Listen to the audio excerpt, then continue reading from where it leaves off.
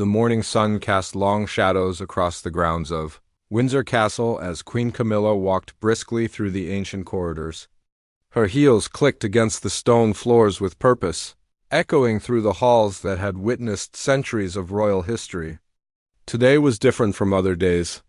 Today, she had a plan that would change everything. Camilla had spent months studying the royal financial systems, learning about trust funds, investments, and the vast treasury that belonged to the crown. She understood that while Charles was king, much of the royal wealth was tied up in complex legal arrangements that had protected the monarchy's assets for generations. But she had discovered something interesting. During her late-night research sessions in the royal library, Queen Consort had always felt that her position entitled her to more control over the family's resources. She watched as other members of the royal family seemed to have easier access to funds for their projects and causes.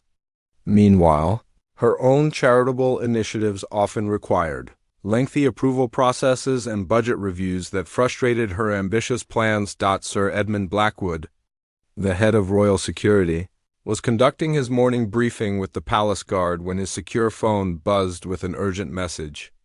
The call came from the Royal Treasury office, located in a heavily secured section of Buckingham Palace. The voice on the other end was tense and worried. "Sir Edmund, we have a situation. Her Majesty Queen Camilla has requested immediate access to the emergency royal reserves. She's claiming it's for urgent charitable purposes, but the amount she's requesting is ... unprecedented." Sir Edmund frowned as he listened to the details. The Queen Consort was attempting to authorize the transfer of nearly £50 million from accounts that required multiple high-level approvals. These weren't ordinary royal funds used for daily expenses or even major events. These were emergency reserves meant for national crises or extraordinary circumstances affecting the monarchy itself. "Has King Charles approved this?" Sir Edmund asked, though he suspected he already knew the answer. "That's the problem. Sir, the king is currently on his state visit to Australia, and won't be reachable for several hours due to time differences. Queen Camilla is insisting that as Queen Consort, she has the authority to access these funds without waiting for the king's approval." The Treasury official explained that Camilla had arrived at the offices with official-looking documentation that she claimed gave her emergency powers over royal finances. She had brought her personal secretary and 2 advisors, all of whom were supporting her claim that the money was needed immediately for a humanitarian crisis. Edmund knew the royal protocols better than almost anyone. He had served the monarchy for over 20 years, working his way up from a junior guard to the highest position in royal security. He understood that while queen consorts had significant influence and certain privileges, accessing emergency treasury funds without the monarch's direct approval was strictly prohibited. "I'm on my way," Sir Edmund told the Treasury official. "Under no circumstances should any transfers be authorized until I arrive. If necessary, implement Security Protocol 7. As Sir Edmund made his way to Buckingham Palace, his mind raced through the possible explanations for Camilla's actions. Perhaps there was indeed some emergency he wasn't aware of. Maybe she had received information about a crisis that required immediate funding. But something about the situation felt wrong to his experienced instincts. The Royal Treasury office was located 3 levels below the main palace, accessible only through a series of security checkpoints and heavily reinforced doors. When Sir Edmund arrived, he found the atmosphere tense and uncomfortable. Queen Camilla was seated in the main office, clearly agitated by the delay in processing her request. "Sir Edmund," she said as he entered, her voice carrying the authority she had grown accustomed to wielding, "I trust you're here to help expedite this matter. Every minute we waste discussing procedures, people are suffering." Sir Edmund studied the documents Camilla had presented. They appeared official at first glance, with proper royal seals and formatting. However, his trained eye quickly spotted several irregularities. The signatures didn't match the standard authorization protocols, and the emergency codes referenced didn't align with any current royal procedures. "Your Majesty," Sir Edmund said carefully, "these authorizations appear to have some discrepancies. Perhaps we should contact King Charles to clarify the situation. Camilla's expression hardened. Are you questioning my authority as Queen Consort? I'm telling you this money is needed for urgent humanitarian purposes. The documentation is perfectly valid, and I expect immediate compliance. The Treasury officials looked nervously between the Queen Consort and the head of security. They understood they were caught in an impossible situation. Refusing a direct order from Camilla could have serious consequences for their careers, but authorizing such a large transfer without proper approvals could be even worse. Sir Edmund realized. He was facing one of the most delicate situations of his career. He needed to protect the integrity of the royal treasury while also showing proper respect to the Queen Consort. But his primary duty was always to the crown and the established protocols that protected it. Your Majesty, I have the highest respect for your position and your charitable work. However, the protocols for accessing these particular funds are very specific and cannot be bypassed, regardless of the circumstances. I'm sure you understand that these safeguards exist to protect the monarchy itself. Camilla stood up abruptly, her face flushed with anger. I am not some ordinary person making a request, Sir Edmund. I am the Queen Consort of England, and I am giving you a direct order. The money will be transferred today, or there will be consequences. The room fell silent as everyone present realized they were witnessing something unprecedented. Never before had a Queen Consort attempted to override established security protocols in such a direct manner. Sir Edmund knew that this moment would define not only his career, but potentially the future relationship between the royal family and its protective institutions. As the tension reached a breaking point, Sir Edmund made the decision that would change everything. He quietly activated his secure communication device and sent a priority message to his most trusted security team members. Whatever Camilla's true intentions were, he was determined to protect the royal treasury and uphold the protocols that had safeguarded the monarchy for centuries. Within minutes of Sir Edmund's secure message, 3 senior members of the Royal Guard arrived at the Treasury office. Their presence immediately changed the atmosphere in the room.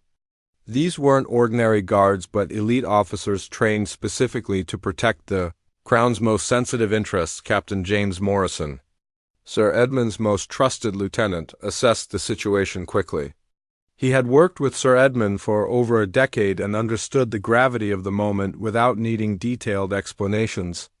The fact that the head of security had called for backup in a situation involving the Queen Consort meant something serious was happening. Camilla noticed the arrival of additional security personnel and realized that her plan was not proceeding as smoothly as she had anticipated. She had expected that her status as Queen Consort would be enough to overcome any bureaucratic obstacles. The resistance she was encountering suggested that the palace's protective systems were more robust than she had calculated. This is absolutely ridiculous, Camilla declared, her voice rising with frustration. I am being treated like a common criminal for trying to help people in need. This money belongs to the royal family, and as Queen Consort, I have every right to direct its use for charitable purposes. Sir Edmund maintained his professional composure while carefully observing Camilla's behavior and the documentation she had presented. His years of experience in security had taught him to look beyond surface appearances and identify potential threats to the monarchy, regardless of their source. Your Majesty, Sir Edmund said respectfully but firmly, the issue is not your charitable intentions, which I'm sure are genuine. The concern is following proper protocols that protect both the crown and yourself. These procedures exist for good reasons. Meanwhile, the Treasury officials were conducting their own review of the requested transaction. The £50 million Camilla wanted to access represented a significant portion of the emergency reserves. These funds were specifically designated for use during national emergencies, constitutional crises, or situations that threaten the stability of the monarchy itself. Margaret Thornberry, the chief treasury officer, had been reviewing the documentation with increasing concern. She had spent 30 years managing royal finances and had never seen anything quite like what Camilla was proposing. The charitable organization mentioned in the paperwork was legitimate. but the amount requested was far beyond anything that organization had ever handled. "Sir Edmund," Margaret whispered discreetly, "I've contacted the charity mentioned in these documents. They confirm they never requested this amount of money and are not aware of any emergency requiring such funds." This revelation confirmed Sir Edmund's suspicions that something was seriously wrong with Camilla's request. Either the Queen Consort had been misinformed about the charitable emergency, or there were other motivations behind her attempt to access the Treasury. Camilla sensed that the situation was slipping away from her control. She had spent weeks planning this approach, believing that her position and carefully prepared documentation would be sufficient to overcome any resistance. She had not anticipated the level of scrutiny and security protocols that would be applied to her request. "I demand to speak with someone who has the authority to approve this transfer immediately," Camilla insisted. "Every moment of delay is preventing vital aid from reaching people who desperately need it." Sir Edmund realized he needed to escalate the situation while maintaining diplomatic relations with the Queen Consort. He made the decision to contact Lord Chamberlain's office, which oversaw the administrative functions of the royal household and had the authority to mediate disputes involving royal protocols. The Lord Chamberlain, Sir William Hastings, arrived at the Treasury office within the hour. His presence brought additional gravitas to the situation, as he was one of the few people in the royal household who could speak directly to members of the royal family about sensitive matters. "Your Majesty," Sir William said as he entered the office, "I understand there's been some confusion about accessing emergency funds. Perhaps we can resolve this matter in a way that respects both your charitable goals and our necessary security procedures." Camilla saw the arrival of the Lord Chamberlain as either an opportunity to gain support for her position or a sign that her actions were being taken more seriously than she had intended. She decided to maintain her assertive stance, believing that showing any weakness might undermine her authority. "Sir William, I'm glad you're here. Perhaps you can explain to these people that as Queen Consort, I have the right to direct royal resources toward charitable purposes. This bureaucratic interference is preventing me from helping people in desperate need." Sir William studied the documentation and listened carefully to both Camilla's explanations and Sir Edmund's security concerns. His role required him to balance respect for the royal family with protection of the monarchy's institutional integrity. "Your Majesty, your commitment to charitable work is well known and deeply appreciated. However, the specific funds you're requesting to access have particular restrictions that apply to all members of the royal family, including yourself. These aren't arbitrary rules but legal protections established by Parliament."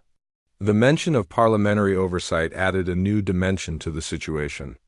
Camilla had not fully considered that her actions might involve legal issues beyond internal royal protocols. The emergency treasury funds were governed not just by palace rules but by statutory requirements that even the royal family could not ignore. As the afternoon progressed, it became clear that Camilla's request would not be approved without proper authorization from King Charles and verification of the charitable emergency she claimed to be addressing. The Queen Consort found herself in an increasingly uncomfortable position, with her credibility and judgment being questioned by the very people whose support she needed. Sir Edmund watched as Camilla's demeanor shifted from confident authority to defensive frustration. He began to understand that this situation was about more than just accessing funds for charity. The Queen Consort's behavior suggested deeper issues related to her role in the royal family and her perception of her own authority. Within that structure, the standoff in the Treasury office continued as various officials tried to find a diplomatic solution that would satisfy Camilla's demands while maintaining the security protocols that protected the Crown's financial assets. However, with each passing hour, it became more apparent that compromise might not be possible.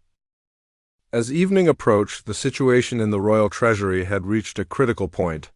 Camilla's initial confidence had given way to visible anger and frustration as she realized that her carefully planned approach was failing the security Officials and Treasury staff remained polite, but firm in their refusal to authorize the massive fund transfer without proper approvals. Sir Edmund made the difficult decision to contact King Charles directly in Australia. Despite the awkward timing and potential diplomatic complications of interrupting a state visit, the secure communication took nearly an hour to establish due to the need for encrypted channels and the complex scheduling around the king's official duties. When King Charles finally received the briefing about the situation, his reaction was one of complete surprise and concern. He confirmed that he had not authorized any emergency charitable expenditure and was unaware of any crisis requiring such immediate funding. More troubling to the king was the realization that his wife had attempted to override established security protocols without his knowledge. "Sir Edmund," King Charles said through the secure connection, "I want you to handle this situation with the utmost discretion, but you have my full authority to maintain all security protocols. No funds are to be released without my direct authorization, regardless of who requests them." The king's clear directive gave Sir Edmund the backing he needed to continue resisting Camilla's demands. But it also created a new problem. The queen consort was now in direct opposition to the explicit wishes of the monarch, a situation that had serious implications for royal protocol and family dynamics. When Sir Edmund informed Camilla of the king's decision, her reaction was explosive. She accused the security team of undermining her authority and questioned whether they were truly serving the royal family's best interests. Her anger seemed to go beyond disappointment about the charitable funding and suggested deeper frustrations about her role and influence within the monarchy. "This is absolutely unacceptable," Camilla declared. "I am the queen consort, and I will not be treated like a child who needs permission for every decision. Charles will hear about this treatment when he returns." Margaret Thornberry, the chief Treasury officer, had been conducting additional research into the documentation Camilla had provided. Her investigation revealed that several of the authorization codes and signatures appeared to have been altered or fabricated. This discovery transformed the situation from a dispute about protocols into a potential case of document fraud. "Sir Edmund," Margaret said quietly, "we need to discuss these findings privately. Some of these documents may not be authentic." The revelation about potentially forged documents sent shockwaves through the room. If Camilla had indeed presented fraudulent authorization documents, the situation had moved far beyond a simple disagreement about charitable funding. It now involved possible criminal activity directed against the Crown's financial assets. Sir Edmund realized he was facing an unprecedented crisis in his career. Never before had a member of the royal family been suspected of attempting to defraud the royal treasury. The implications for the monarchy's reputation and stability were enormous, and every decision he made from this point forward would be scrutinized for years to come. Captain Morrison discreetly contacted the Metropolitan Police's specialist unit that handled crimes involving government institutions. While he hoped the situation could be resolved without external law enforcement involvement, the potential fraud allegations required proper investigation by qualified authorities. Camilla noticed the increased activity and whispered conversations among the security personnel and Treasury officials. She began to understand that her actions were being viewed not as an administrative dispute but as something far more serious. The reality of her situation started to sink in as she saw the grave expressions on everyone's faces.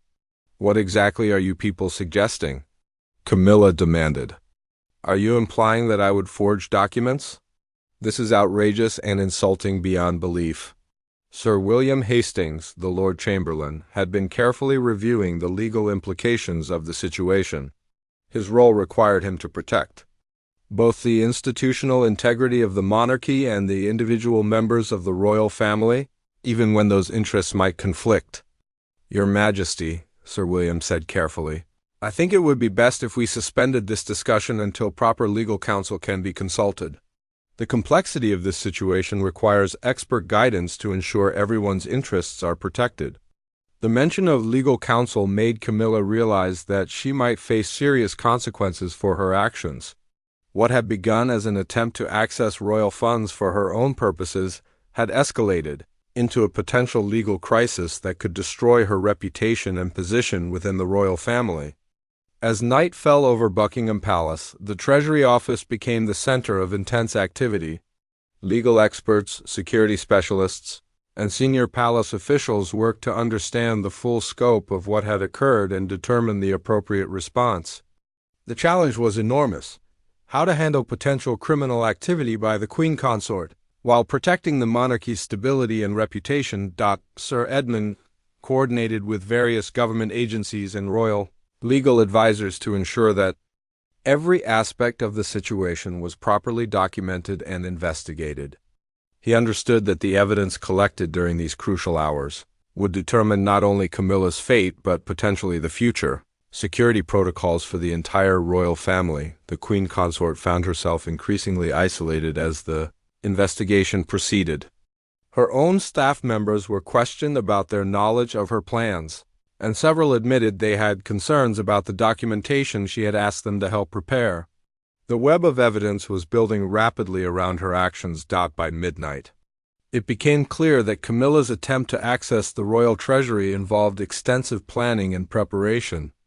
Investigators discovered that she had been researching royal financial systems for months and had made contact with various individuals who might have helped her understand how to bypass security protocols. The most damaging evidence came from computer records showing that Camilla had used royal resources to research and prepare the fraudulent documentation. Her personal computer and office files contained drafts of authorization documents and notes about royal financial procedures that clearly showed premeditation in her attempt to access the treasury funds.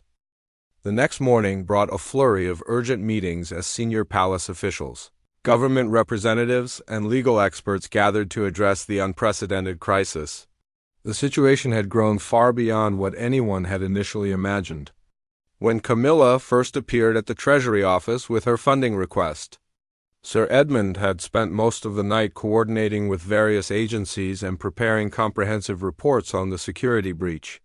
His investigation had uncovered a complex scheme that involved not only fraudulent documents but also attempts to manipulate royal computer systems and access restricted financial databases. The most shocking discovery came when digital forensics experts examined Camilla's electronic devices and office computers. They found evidence that she had been planning this treasury access attempt for nearly 6 months, carefully studying royal financial protocols and identifying potential vulnerabilities in the security systems. King Charles had cut short his state visit to Australia and was flying back to London on the royal aircraft.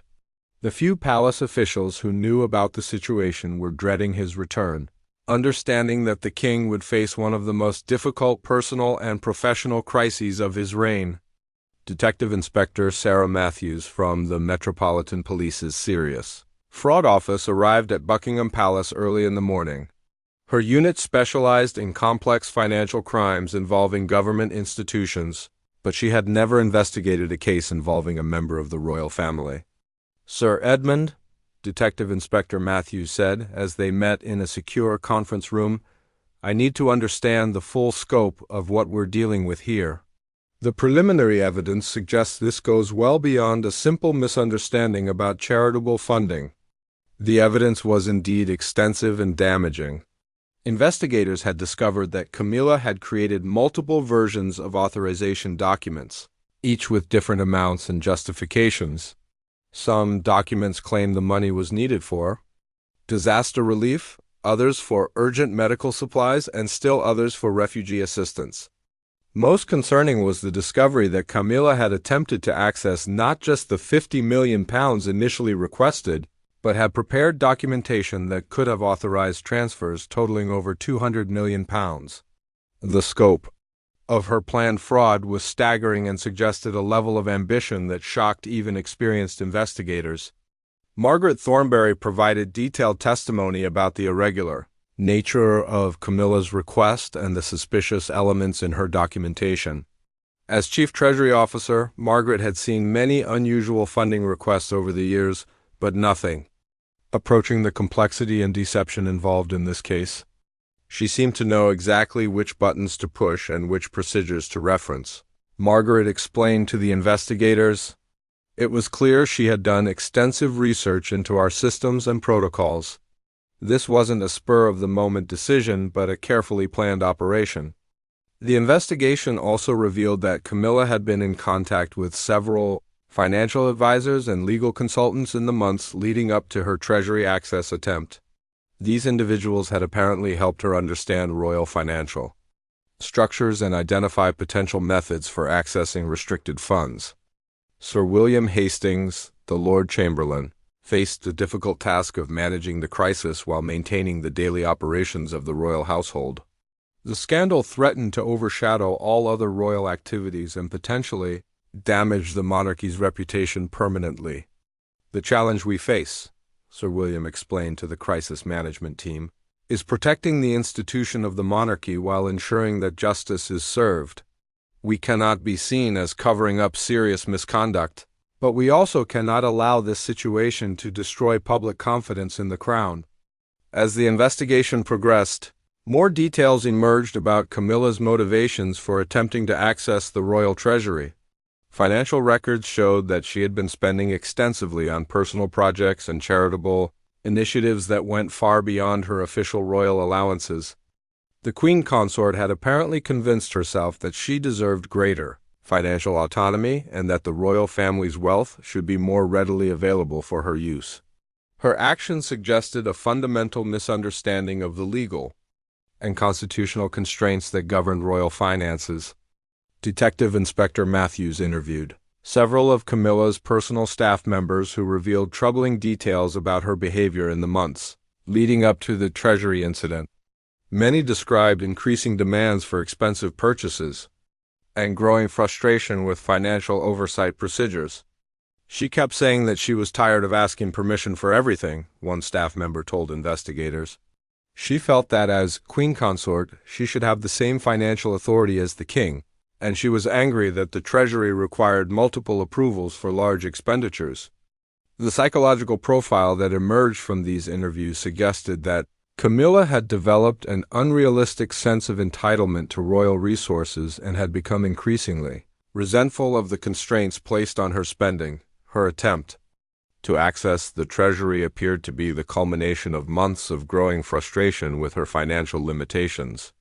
Bank records subpoenaed as part of the investigation revealed that Camilla had already been spending well beyond her official allowances, using personal credit and loans to fund various projects and purchases. The £50 million she sought from the royal treasury would have covered these debts and provided substantial additional funds for her personal use. The evidence painted a picture of systematic financial misconduct that went far beyond the single Treasury access attempt. Camilla had apparently been manipulating various royal financial systems for months, finding ways to circumvent oversight and increase her access to royal resources. Sir Edmund realized that the security implications of Camilla's actions extended far beyond the immediate financial fraud. Her ability to access restricted systems and create convincing fraudulent documents suggested serious vulnerabilities in royal security protocols that needed to be addressed immediately. "This case has revealed weaknesses in our systems that could be exploited by external threats," Sir Edmund reported to the crisis management team. "We need to completely review and overhaul our security procedures to prevent similar breaches in the future."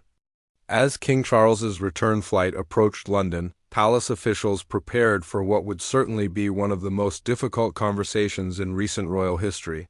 The king would need to confront not only his wife's apparent criminal activity, but also the broader implications for the monarchy and his own reign.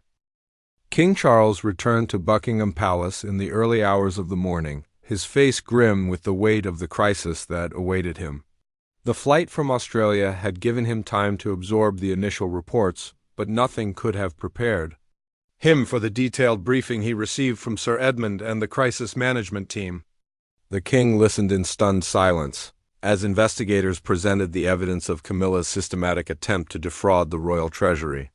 The scale of her planning and the sophistication of her methods shocked him deeply, but perhaps more troubling was the realization that his wife had been living a financial double life for months. "Your Majesty," Sir Edmund began carefully, The evidence suggests this was not an impulsive action but a carefully planned operation that involved extensive preparation and multiple attempts to circumvent security protocols. Detective Inspector Matthews presented the digital evidence that showed Camilla's months of research into royal financial systems. The computer forensics team had recovered deleted files, email communications, and browsing histories that painted a comprehensive picture of her fraudulent scheme. King Charles examined the fraudulent documents that Camilla had created, noting the sophisticated level of detail and apparent authenticity. It was clear that she had invested considerable time and effort into making the paperwork appear legitimate, even going so far as to research historical precedents for emergency royal expenditures. How could this have gone undetected for so long? The king asked, his voice heavy with disappointment and concern. Sir William Hastings explained that Camilla's position as queen consort had given her access to information and systems that she had gradually exploited to gain deeper understanding of royal financial operations. Her status had also meant that many of her requests for information were granted without the scrutiny that might have been applied to others. The investigation had also uncovered evidence that Camilla had been consulting with external financial advisors who may have assisted in developing her fraudulent scheme. Several suspicious meetings and phone calls had been identified, suggesting a broader conspiracy that extended beyond the Queen Consort herself. Margaret Thornberry presented the financial analysis that showed the potential damage if Camilla's plan had succeeded. The £200 million she had ultimately planned to access represented a significant portion of the royal family's liquid assets and could have created serious financial difficulties for the monarchy. The most concerning aspect, Margaret explained, is that she seemed to understand exactly which accounts were least monitored and which authorization procedures had the greatest vulnerabilities. This suggests either inside assistance or incredibly sophisticated research. King Charles struggled with the personal betrayal he felt alongside his concerns for the monarchy's reputation and stability. The woman he had married and trusted with the highest positions in the realm had apparently been planning to steal massive amounts from the royal treasury. Detective Inspector Matthews informed the king that formal charges would likely be filed against Camilla within days. The evidence of fraud, forgery, and attempted theft was overwhelming, and the Crown Prosecution Service had indicated that prosecution would be in the public interest despite her royal status. "Your Majesty," Detective Inspector Matthews said respectfully, "I want to assure you that this investigation will be conducted with the highest levels of professionalism and discretion. However, the seriousness of these crimes means that normal legal processes must be followed." The king understood that he faced an unprecedented constitutional crisis.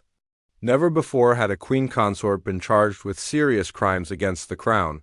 The legal and constitutional implications were complex and would require careful navigation to protect both the monarchy and the rule of law. Sir Edmund presented his recommendations for immediate security measures that needed to be implemented to prevent similar incidents in the future. These included enhanced background checks for all royal family members' advisors, improved monitoring of access to financial systems, and stricter protocols for emergency fund authorizations.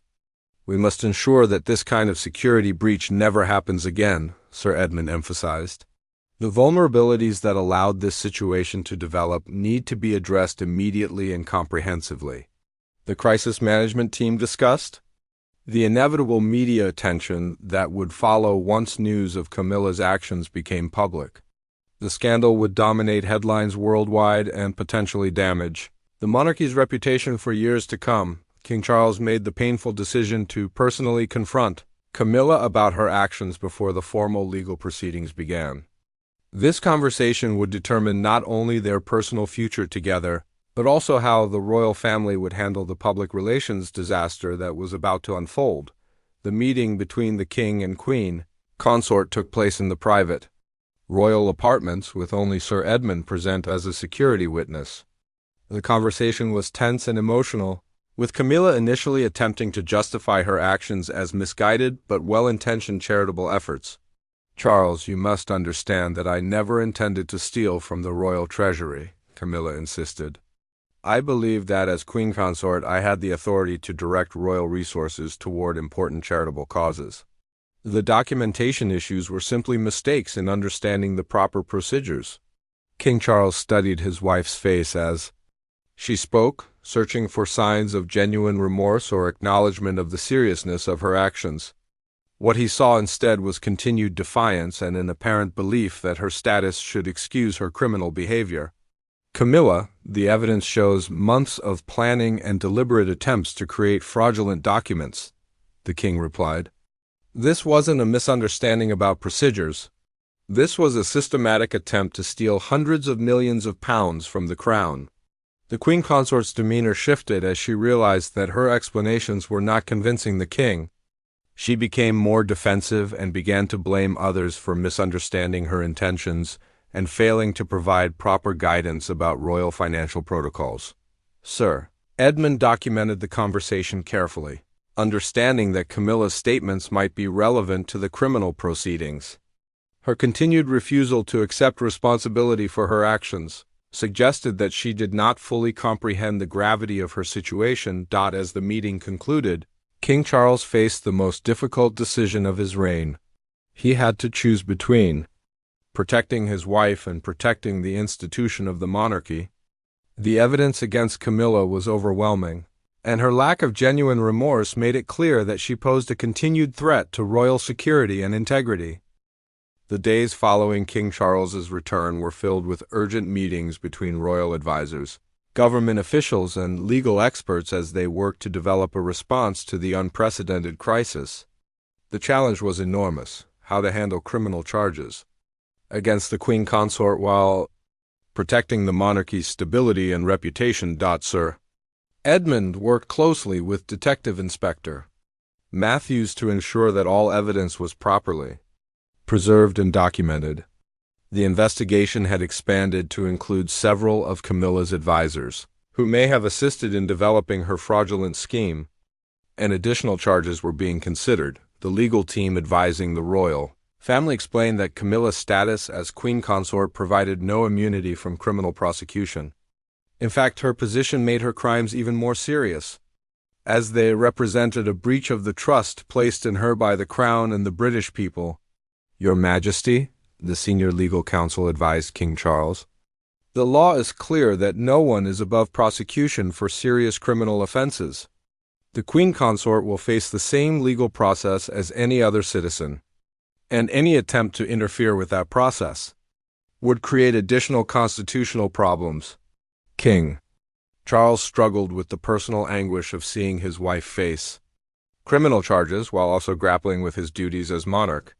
He understood that his primary responsibility was to protect the institution of the crown.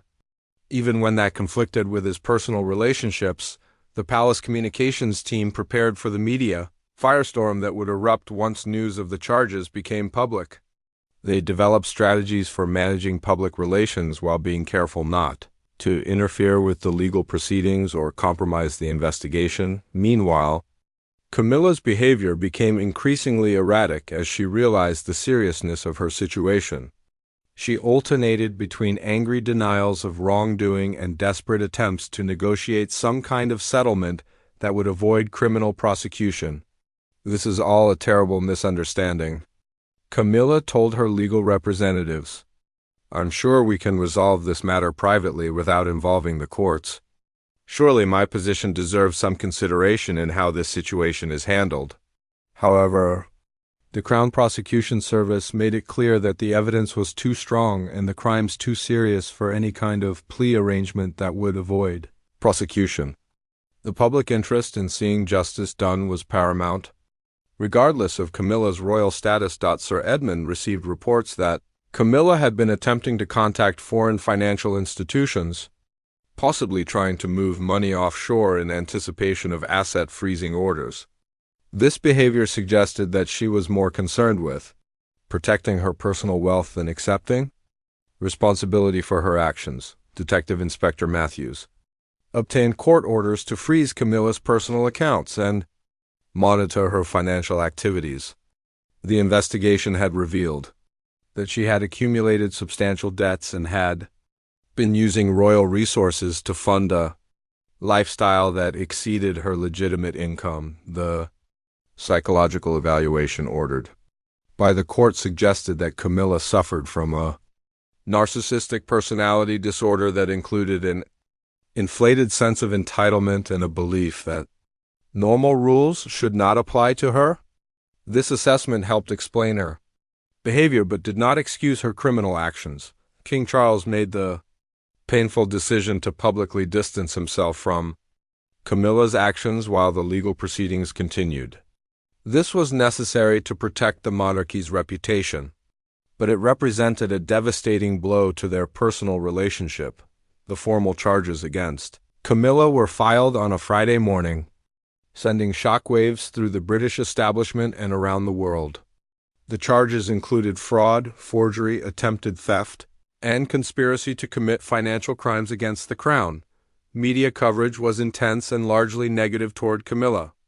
Public opinion polls showed that most British citizens supported prosecuting her to the full extent of the law, with many expressing anger and disappointment that someone in such a trusted position had betrayed that trust so completely. The royal family's approval ratings initially suffered from the scandal, but King Charles's decisive action in supporting the investigation and prosecution helped demonstrate that the monarchy respected the rule of law and would not protect family members who committed serious crimes. Sir Edmund implemented comprehensive security reforms designed to prevent similar incidents in the future. These included enhanced monitoring of all royal family members' access to sensitive information, improved financial oversight procedures, and stricter authorization requirements for Treasury access. Camilla's legal team attempted various strategies to avoid conviction, including claims of mental illness, arguments about royal immunity, and suggestions that she had been manipulated by outside advisors.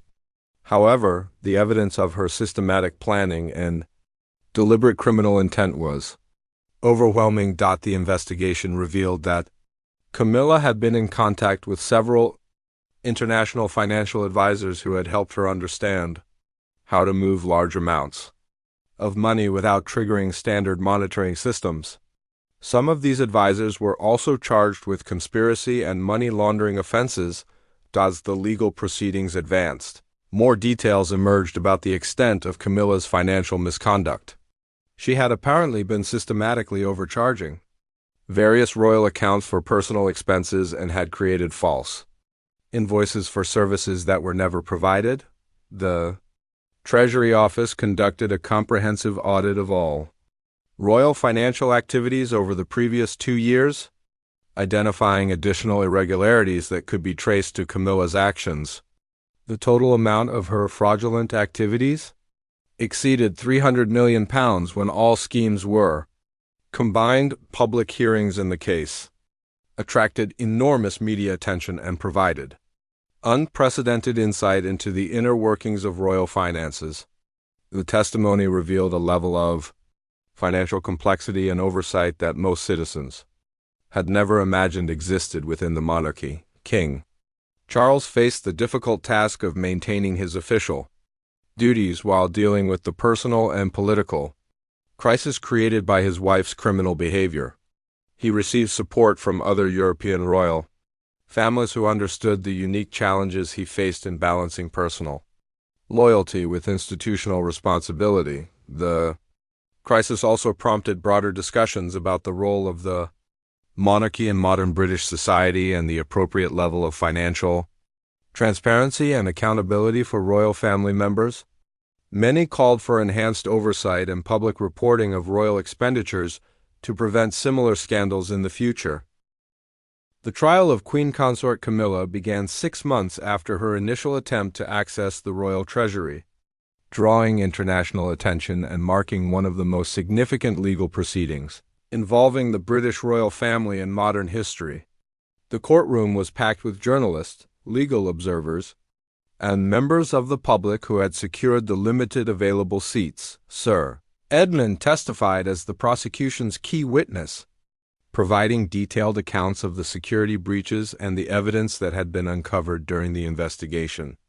His professional demeanor and comprehensive knowledge of royal security protocols lent tremendous credibility to the prosecution's case. The prosecution presented overwhelming evidence of Camilla's guilt, including the fraudulent documents she had created, computer records showing her months of planning, and testimony from Treasury officials who had witnessed her attempts to override security protocols. Detective Inspector Matthews explained to the jury how Camilla's scheme had evolved from simple overspending to a sophisticated attempt to steal hundreds of millions of pounds from the royal treasury.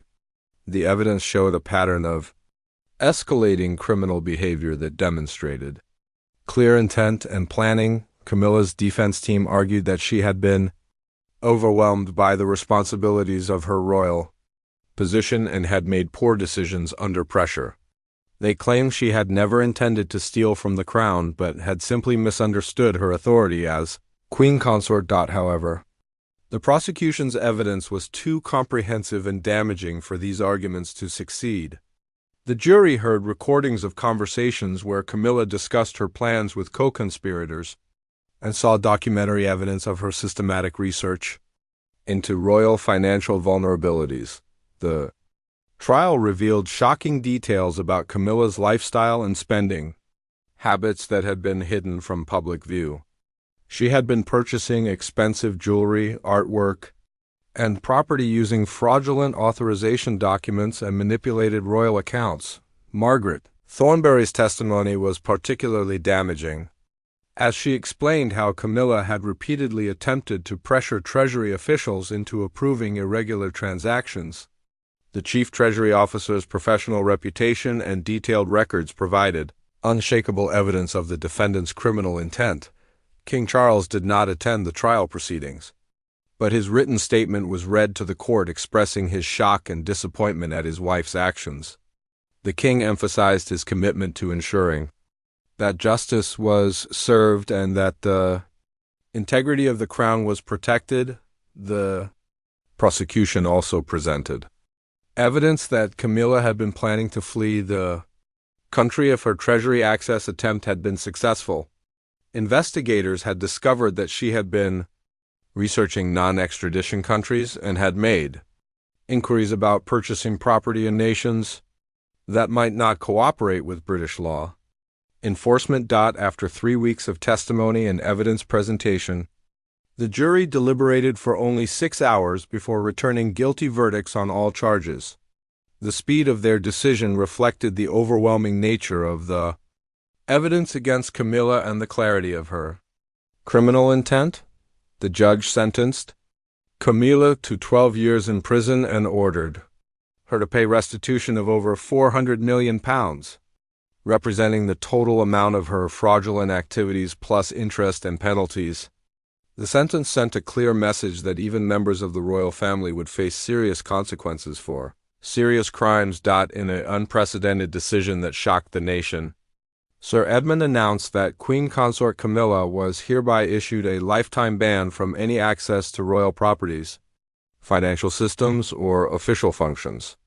This ban extended beyond her prison sentence and would remain in effect permanently.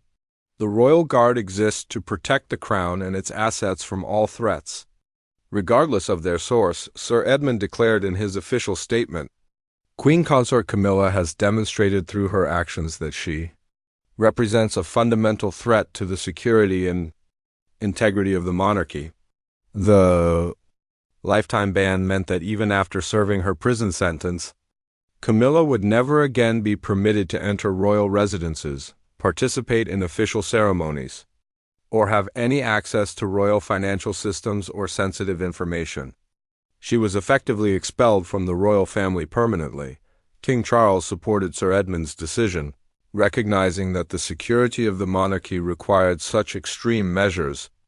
In a public statement, the king expressed his profound sadness at the situation, but emphasized that the rule of law and the protection of royal institutions must take precedence over personal relationships. The international media coverage of the trial and sentencing was extensive, with royal families around the world expressing their support for the British Crown's handling of the crisis. Many praised King Charles for his commitment to justice and transparency despite the personal cost. Public opinion. Polls showed strong support for both the prosecution and the lifetime ban, with most British citizens expressing approval for the decisive action taken against Camilla. The monarchy's reputation, while initially damaged by the scandal, was ultimately strengthened by the demonstration that no one was above the law. Sir Edmund implemented comprehensive reforms to royal security protocols, based on the lessons learned from Camilla's criminal activities. These reforms included enhanced background checks, improved financial monitoring systems, and stricter access controls for all royal family members and their advisors. The Treasury office established new procedures requiring multiple levels of authorization for any significant financial transactions, making it virtually impossible for a single individual to manipulate royal accounts as Camilla had done. These safeguards would protect the crown's assets for future generations. In the years following the trial, the case became a landmark in legal history and a cautionary tale about the importance of accountability even at the highest levels of society. Legal scholars studied the proceedings as an example of how democratic institutions could successfully prosecute powerful individuals without compromising the rule of law. Camilla began serving her sentence in a high-security women's prison, where she would spend the next 12 years of her life. Her fall from queen consort to convicted felon represented one of the most dramatic reversals of fortune in modern royal history. The royal family continued their duties with renewed focus on transparency and accountability, working to rebuild public trust after the scandal. King Charles's leadership during the crisis was widely praised, and the monarchy emerged stronger and more credible than before. Sir Edmund's decisive action in protecting the royal treasury and implementing the lifetime ban established new precedents for royal security that would guide the protection of the crown for decades to come. His courage in confronting criminal behavior, regardless of its source, became a model for security professionals worldwide.